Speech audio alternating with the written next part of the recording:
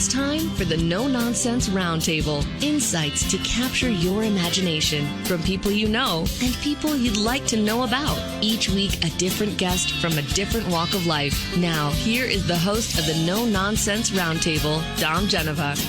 Okay, good morning and welcome to another edition of the No Nonsense Roundtable. I'm Dom Genova, your host every Saturday, 10 to 11, right here on News Radio Wham 1180. And you can always get our previous episodes on NoNonsenseRoundtable.com or wherever you get your iHeart podcasts. And today I have a special guest. He doesn't live anywhere close to here. A friend of my family, really great guy.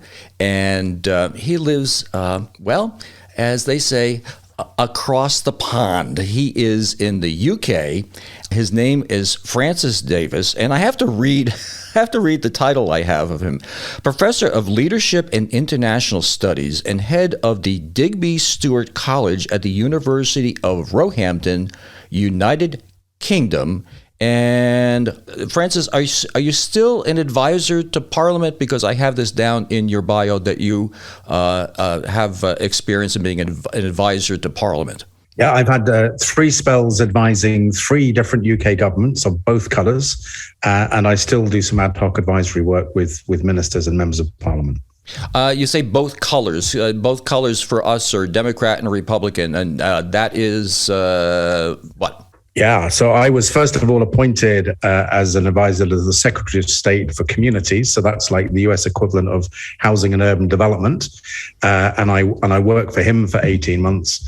And then I was one of the very few advisors that when the government changed was invited to stay on and to work for the UK government led by the Conservative Party. So that's a bit like having started off working for the Democrats and then being asked by the Republicans to stay on to assist them with their agenda. So, the political system there, I mean, let's get right into, some of the weeds of what you've done. You've been involved in a lot of human rights activities and research and whatnot, right? Correct. Yeah. In Rwanda, where there was the genocide, I worked very early in my career down in Bosnia when the war was going down there. There was later a genocide there, and I'm still involved in the human rights field. And so everything happening today in the world, I mean, this has got to be right in your wheelhouse, right? I mean, as far as having an opinion and figuring out what's going on. You had experience in Rwanda, you said? Yeah, in Rwanda recently, I've been doing research with elders. So kind of 25 years after the genocide, looking at the trauma of war, looking at the impact of the genocide on the lives of elderly people and even of young people today. So when I look at the Ukrainian crisis, I'm reminded not only of what might happen 25 years from now in the lives of the people who are going through the conflict at the moment. But then I'm reminded of the work that I did those years ago in Bosnia, where people were spilling out of the former Yugoslavia. They were becoming refugees into Germany, refugees coming to the UK, fleeing conflict, a lot of it sponsored by the Russians. And hey, I look at Ukraine and it's not too many hours drive away from where I'm sitting now. And there are refugees already arriving into the UK. In fact, my 84-year-old father and my 79-year-old mother have put their name down on the government list to welcome a refugee family into their own house. What is the view of this in the UK? Here, our view is just it's a terrorist act and not precipitated by anything logical and very dangerous. And we're seeing the side of it that there's no reason for this other than Putin's ego. I mean, viewing it the same way in the UK? Yeah, I think ego, and also this is popular with a particular population group in Russia where they want to make Russia great again. And they've already taken the east of Ukraine when they went into Crimea a few years ago. And now on the west side, some of the cities where there was the founding story of the Russian dream. And so I think there's a thing about he's imagining that if he can reclaim those cities for greater Russia, he can somehow appeal to a particular base in the country that will see him as a great nationalist and a great leader and a great visionary of the Russian dream again. Hey, but do you know what this is? This is the invasion of a country the size of France. This is the decimation of lots of families' lives. And some friends I've been talking to, they've been collaborating with universities in Ukraine now for many years, and they're seeing all sorts of work and wonderful research and wonderful collaborations have been going on, just ripped up. This is really close. So this is, it might take me about the same amount of time to drive to Ukraine as it might drive 3/4 of the way across the US from the east to the west. This is within drive time that this is happening. Well, one thing I've learned, it seems like the Russian Orthodox Church, the leader is behind this, behind Putin. Have you heard the same thing? Yeah, absolutely. He came out very strongly and endorsed Putin, and I found that quite funny because last year I was developing some training courses for our foreign ministry, and one of the officials said to me, "There's no religious dimension to what Putin's up to at all." But actually, if you look closely at his speeches over the last few years, he's been using religious language to mobilize people in the country. Now, I think you've had a leader over there recently, a president who liked to use religious language to mobilize the community. We've had a few politicians here in recent times who've liked to claim the Bible as legitimation for what they're up to. Well, here we've got a Russian president doing this, not with just some basic style like that, but with ultimate style, and then actually getting the backing of the most senior bishop in the Orthodox community in Russia. It's not surprising, because that church was so badly treated by communism, right, that it wants to recover its greatness. And so you can imagine the romantic theologians getting excited by the romantic talk of Russian nationhood and thinking, we can reclaim some of our holy places, we can make our church great again, which was so decimated by the communists in many ways. But it seems to me it's just like, it's a bad judgment call, isn't it? And some religious leaders sometimes make good judgment calls and sometimes they make really bad ones. Well, the Bolsheviks made religion illegal, so you couldn't practice, and now it appears as though that the leaders of the Russian Orthodox Church are, like you said, are so ingrained into this that they are leading their people to support Putin and support what he's doing, and then this becomes a cause on two sides. It seems there's a religious cause to it, and there's a political cause that seems to be melding together, which is actually a little bit frightening.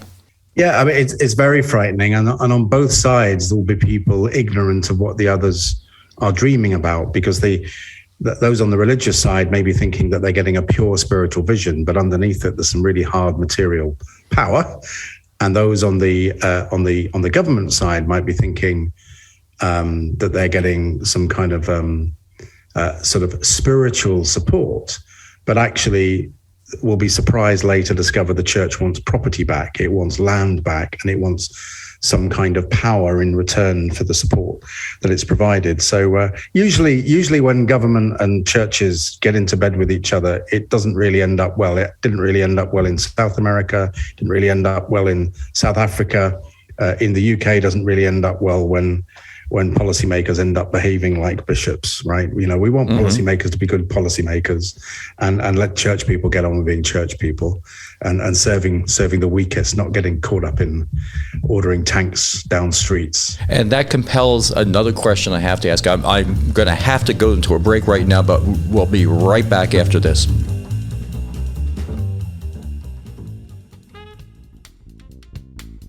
Well, welcome back to the No Nonsense Roundtable. We have a special edition from across the pond. A gentleman by the name of Francis Davis, an old family friend, and I was reading his official title, Professor of Leadership and International Studies. Let's get to the short form. Tell everybody what you do. I'm Francis. My first job is I'm father of 4 fantastic kids and husband to Anita. And then my day job is I'm Professor of Leadership and head of Digby Stuart College at Roundtable University, which is a beautiful campus school in the west of London, just around the corner from the Wimbledon tennis stadium. And you just taught me something in your response there. And you know what you just taught me? You are a politically astute individual because you mentioned your wife and your family first. Well, that's very good. That portends well when you are talking to a member of parliament, I would imagine, because you were advisor there. And we were talking before the break about religion and society, and let's talk a little bit about the UK. I mean, you have the Church of England. The Queen is head of the Church of England, right? I mean, tell me how this all works. I mean, that's kind of foreign to the way things work here in the United States. Yeah, so the Queen, you will know, wonderful, 70 years of service as monarch this year. She's the head of the Church of England. And then the Church of England is the established church. It's the church of the state. And this means that in the equivalent of the Senate, it's called the House of Lords, there are 26 bishops who have the right to speak and have the right to contribute to amending legislation when it comes from the lower house, which is the equivalent of the US Congress, for their consideration. I did not know that. So you have, and is that a prescribed? Is that a prescribed thing?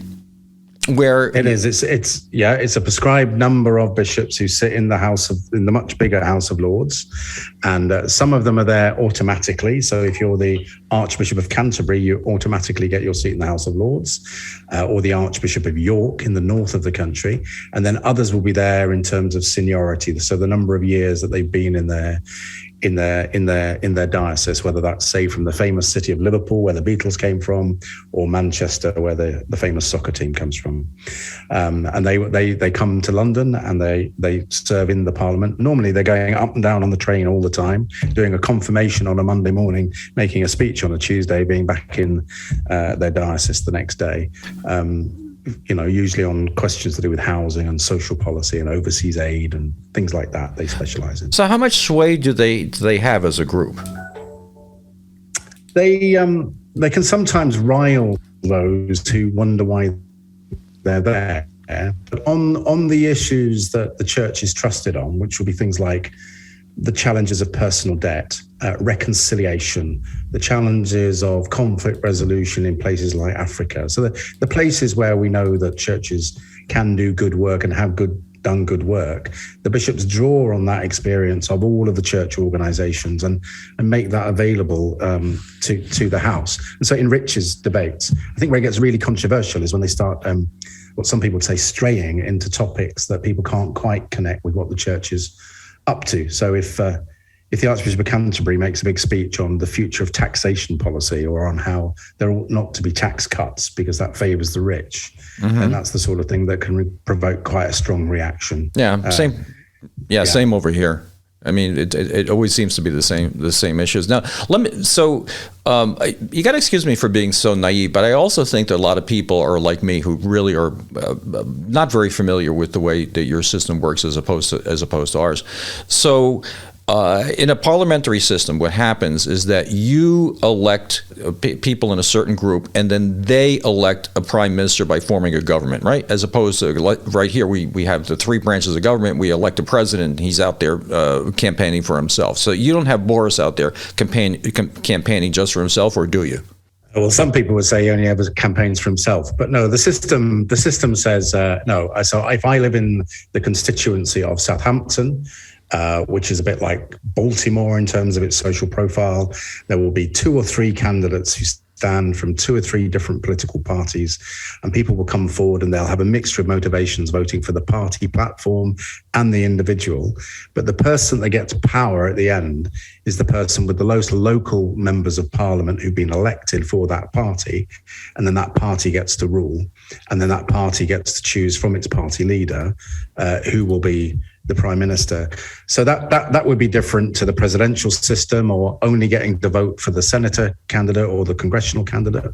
The other thing that would be different is the officials that work for government, they stay in place. Really? So, So instead of, say, President Biden arriving and everybody leaving Capitol Hill, and then Biden having a transition period of selecting all of the different heads of the different departments and the officials that will be running USAID or running state or all those kinds of things, they stay in put. So there's a professional, neutral civil service.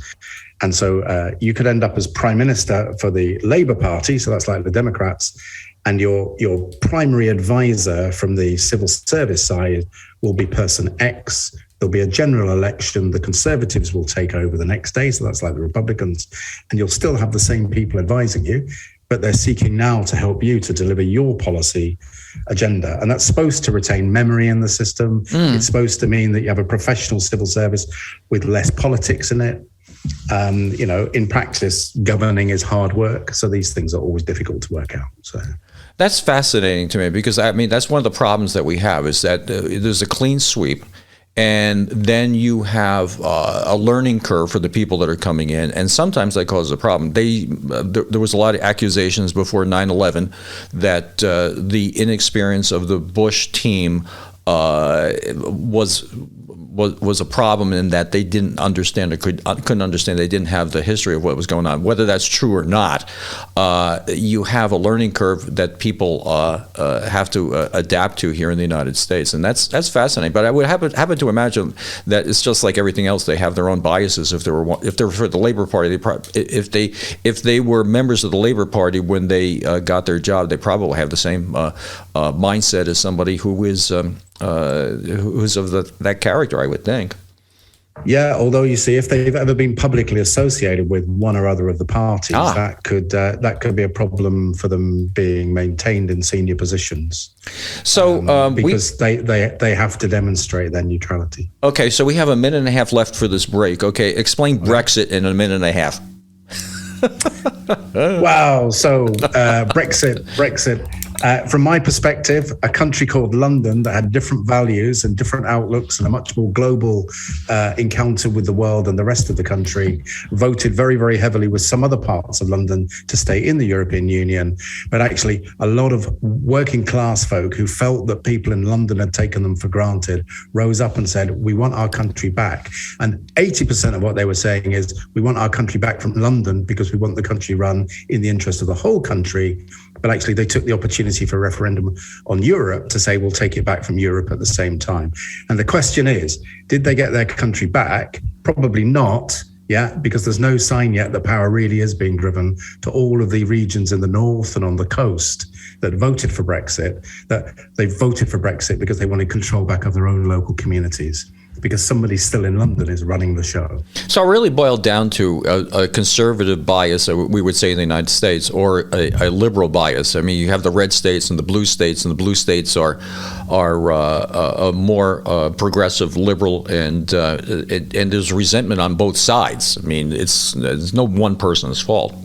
Yeah, and that wasn't a party-based bias, because that cut across all classes and all families and all backgrounds. But you can imagine, a leader of a trade union in the northwest of England saying, "I've worked my overtime 40 years in the print works to send my children to London for an education. They've come back embarrassed about my way of life. If that's what London's done for me and those Europeans have done for me, I want nothing to do with it." Right? So you've got that kind of thing going on. And then there's another kind of more political thing, which is I never thought that we should ever join that thing anyway, because I'm still recovering from having lost the empire. And so I want to make Britain great again. And the two things come together with the rejection of London and Europe and internationalization. And, whichever side you're on, promises have been made, and now the jury's out on whether the people who made the promises are going to actually keep them to the ordinary working class people that voted for them. Well, we're about ready to head into a news break, and we're going to see you at the other side. Welcome back. You're listening to the No Nonsense Roundtable, and I'm Dom Genova, your host, and we're talking to Francis Davis, Professor of Leadership and International Studies and head of the Digby Stuart College at the University of Roehampton, United Kingdom, and a cabinet advisor to Parliament. I got the whole thing in, Francis. There you go. So. Yeah, it's so great to be on here, and it's amazing to be thinking that we're connecting across the pond and talking Rochester to London. It's fantastic. Yeah. I don't know what temperature it is out there, but it's like 29 degrees out here now. It's a nice day. It's a sunny day. I mean, Nita says that most of the days in the winter, they're concrete skies. They're all gray and just horrible and whatever. So, but at the bottom of the hour, everybody knows is that I'd like to give a shout out to the people that are sponsoring the show, which is Bob Johnson Auto group, and great place to buy a car, buy a truck, or get a car or truck fixed. And I certainly do appreciate the fact that they are paying for this show. And Francis, not every question I have is a serious question. So let's talk about a couple of lighthearted things. I mean, like, I don't know what it is, and I think people that are listening to the show will agree to this, is that when we try to sell something here in the United States, is that we have the announcer, we have the voiceover on TV or the radio, have a British accent. And I don't know what it is. It could be anything. It could be, grass seed or, toilet bowl cleaner or whatever. Oh, but I don't get it. Now you over there, I would assume, do not have commercials on TV with people with American accents, right? We sometimes do when we were selling cigarettes. We'd have a cowboy galloping up the canyon recommending Marlboro, right? So basically, we're doing things like jewelry and whatever, and over here with British accents, and over there we are advertising things that cause cancer for you. Is that pretty much it? Okay. You want, some things you are politically astute, whatever. But no, there's a lot more going on than that. But it does seem to work. So I'm interested. So use an English accent for jewelry.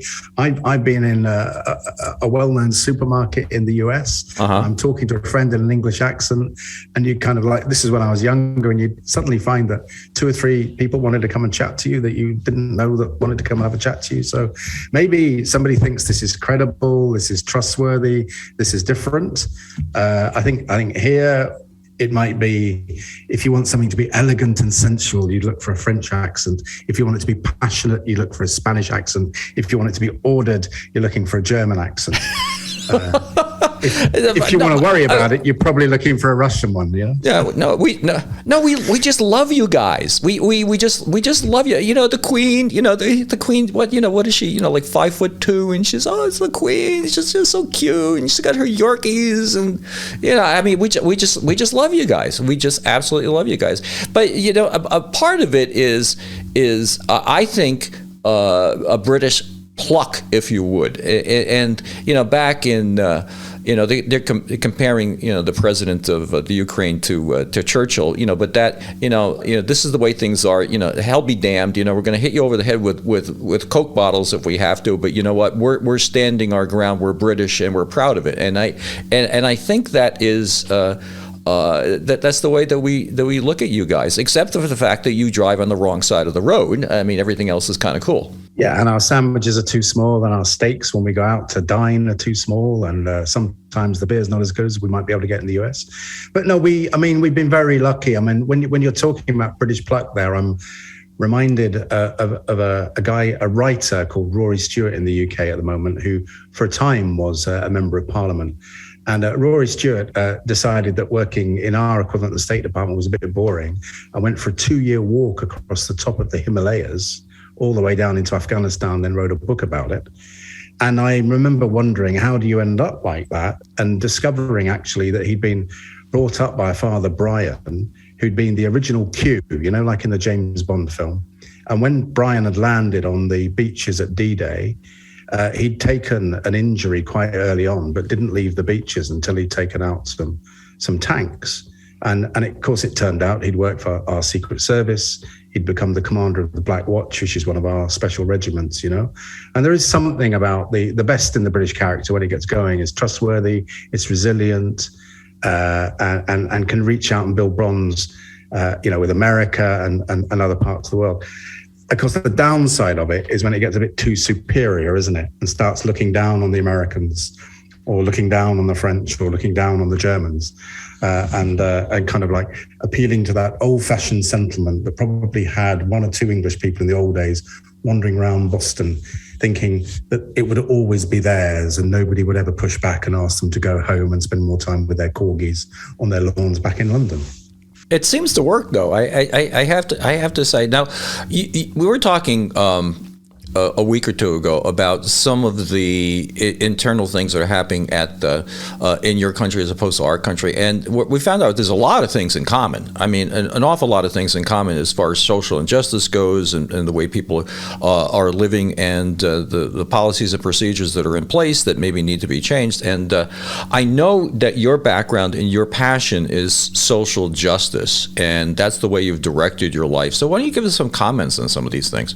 Yeah, when I was leaving university, leaving school, I was off to go to work for a major corporate, and I had this outbreak of social conscience and decided instead to go and work for the equivalent of $35 a month and a room in a rectory, working in a city area in something you might call the inner city kind of poverty-stricken areas.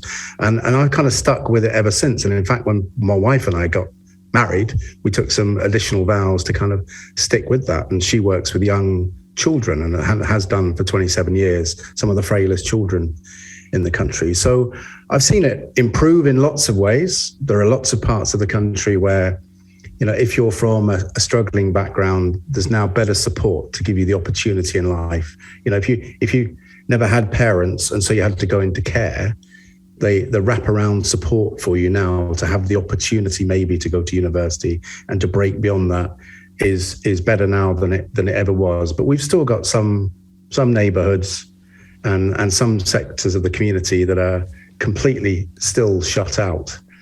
There's a lovely phrase that in central government they use. They'll call it a hard to reach community. And if you live in that community, what that really means is it's a place that the person in central government doesn't know how to get the bus to, because these people that live there get there every night. They don't find it hard to reach at all.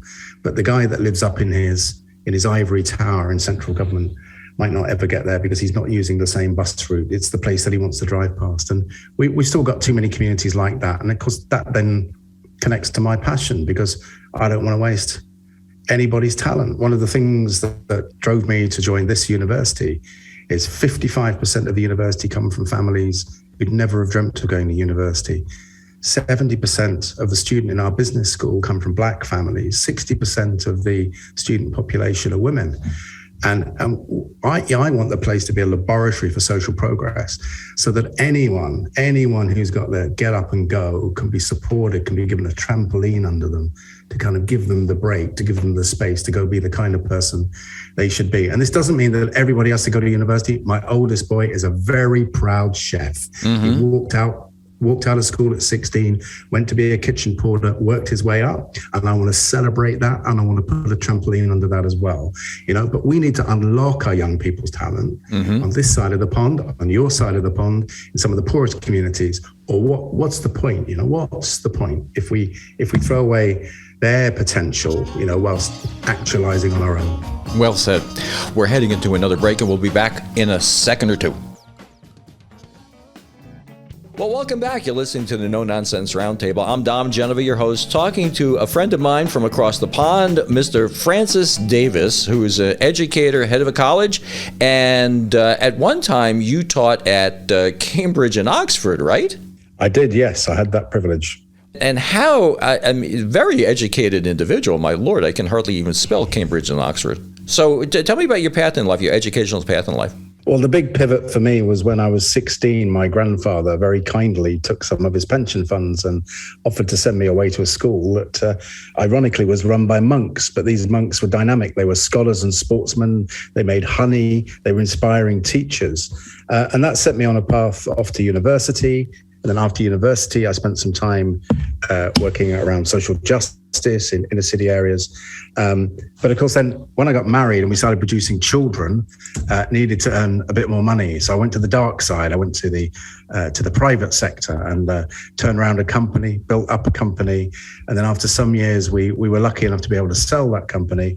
And then that's when I went back to school. And I went to business school, and from there to teach at Cambridge, then Oxford. Got taken into government to work in government for a period, and then came out of government the other side and entered back into higher education. So it's been 30 years at the intersection of social justice, business, civil society, innovation, trying to unlock all of the resources of society, wherever that's possible, to help the weakest wherever I can.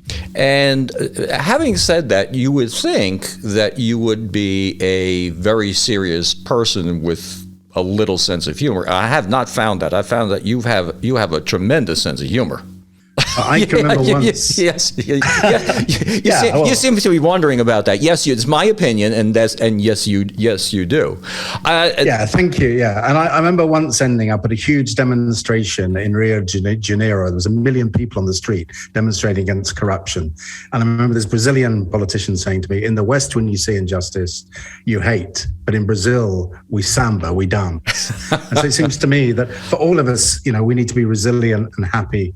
And of course, that doesn't mean that we don't have grumpy days, does it? No. Let me throw a couple of things. A couple of things that we kind of wonder about here in the United States. So there was a movie once. It was The Man Who Would Be King. Of course, it was a book, but The Man Who Would Be King. And the actor in it, I'm trying to remember who it was. It was Michael Caine. Michael Caine is a soldier. And he was a British officer in the movie, and he made commentary one day. I heard him on TV, and he was saying, "Well, I had an accent in that movie that you people in the United States didn't understand. That I could not have been an officer in the British Navy, in the British Army, if I had this Cockney accent." And I thought that was fascinating. You talk about class. Yeah, it's a big old thing in England, and you can tell very, very clearly if you're in some places which bit of the country someone comes from, maybe what their parents did or are currently doing, depending on the accent that they. And we don't know the difference. We hear the Beatles and we hear this this Liverpool accent. And it's like it's British. I mean, we just think the accent is just cool. Explain for me. Okay, go ahead. There'll be bits of the country where I could go with friends, and they'd be from the south of England. Maybe we'd be in the Midlands of the country or in the far northeast of the country, and the English being spoken will be incomprehensible to my friends from the south of England. And you'd have to do a little bit of translation, and that's because of the shortcuts in the language, because of the beauty of the sing-song nature of the local stuff. So it's very, very different. But Mississippi to Washington D.C., Arkansas to Portland, Oregon. Yeah, that's true. Different. What's it they say? We're all divided by a common language. Yeah, I heard that. Now explain. It's something really lighthearted. Explain English breakfast to somebody. Well, an English breakfast is different to an Irish breakfast, right? Which is to say that an English breakfast consists of eggs, beans, sausage, bacon. Yeah, and the difference. don't forget the tomato. And a cooked fried half tomato, right? And that's different. That's different to the Irish one, because the Irish one then has fried potatoes on top of that. Yeah, never caught on here. You couldn't see it at McDonald's or Wendy's. I just don't understand that. Now the other thing, we were in London. You can imagine. Can you imagine an English gentleman sitting in the middle of India trying to eat an English breakfast because he thought it was the proper thing to do? And I bet he did. And I bet it looked really funny. So. What do you think that people in the UK don't understand about the United States? Because I know there's things that we don't understand about you, like the political system or whatever. How do Brits look at the United States? Like we're nuts, or we're too liberal, not liberal enough? I mean, what do you think? When you play football, you dress up like Iron Man. Yeah, and we're like looking at you thinking, what the heck's that about, right? And then when you play rounders, you call it baseball and you build a big stadium around it, whereas we'd play that on a village green. Or we might call it cricket, and it might take 4.5 days, and you might wonder what on earth is happening. So those kinds of things are very different, and we're trying to make sense of those kinds of sports. And then beyond that, quite oftentimes we're just a little bit jealous because the tennis players are a bit better now coming from the US, and maybe some of the cars are a bit bigger. Rap music out there? Yeah, I mean, rap music has hit the urban scene here, and there are some British versions of it. Mm-hmm. So that's there. But then I think at this point I could hear my friends in the northwest of England saying, "We sent you the Beatles." Yeah, I mean the thing about the Beatles, quite frankly, is that it wasn't just the music, but it was the culture of the Beatles. They changed the United States. Now, if you wanted to rebel against your parents, all you had to do was go and spend less money getting your hair cut. Yeah. You're rebelling against your parents, and then everything British back then was. I mean, it's 007 and the Beatles and the Rolling Stones. I mean, it really had a tremendous effect on the United States back in the '60s, and it's been carried on to this day.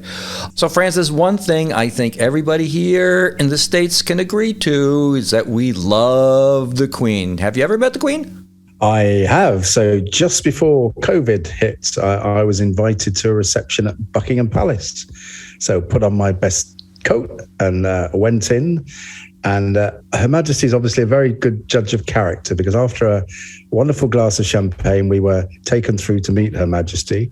And she greeted me, the white, grey-haired old man, very courteously, asked me where I was from, nodded smilingly, passed me on, and then the next lady up was a Nigerian woman with wonderful coloured dresses and beautifully coiffured hair. And Her Majesty started to laugh and had a wonderful conversation with this woman, having obviously decided she was much more interesting than me. So it was a wonderful occasion. And then we went into a huge drawing room, and there were people there from all walks of life, from the poorest communities to some of the largest firms, from the top of the cabinet table to those volunteering alongside those with dementia. In a street near you. So, she reaches the top and the bottom of the country, the east and the west, the north and the south, like no other British institution is able to do. And that's why, if you scratch me, I'd still want to defend her and defend the monarchy, because every country needs some kind of institution that everyone feels that they can connect with. And she and the monarchy does that in a way here that that simply, reaches the parts that other beers cannot reach. No, it appears as though they want to be loved. I mean, it seems like they really want people to like them and value them and love them. And you hear when she gives an address, it's genuine. It's not that she is all that. There's a sense of a gentleness and humility to her, and I think it has to do with one thing. I think it just boils down to character. Yeah, I think character, and a sense that in the confidence that comes from tradition, you can also innovate. So Prince Philip, her husband, wonderfully from my perspective, whenever a breed of cow in England became close to extinction, he would buy in those cows and then bring that breed back to life on the lands around Windsor Castle, and then put them back out into the region of the country that cow had come from. And they've done that with plants, and they've done that with particular skills in the rural trades, So they connect tradition and innovation all at once. And in the middle of it, like you say, is character. And character in the end is the only thing that matters, isn't it? Yeah, it sure is. And with that, I have to say, the time has gone very, very fast, and we're about ready to go. So just a couple of seconds of a last thought. What would it be? Well, other than the fact that we have to do this again. Yeah, I'd love that. Yeah, it's been a joy to be here, Dom. Well, good. And you're a good friend, and I hope to see you maybe sometime this summer. Maybe we'll come out there and see you where they don't have garbage plates, but they do have English breakfasts. So you'd be welcome, and we can even try an Irish one with the potatoes too. So okay, sir. Well, good enough, and we'll see you next week. Thanks for being on the show, Francis, and you will definitely be on again soon. Thanks. Thanks so much.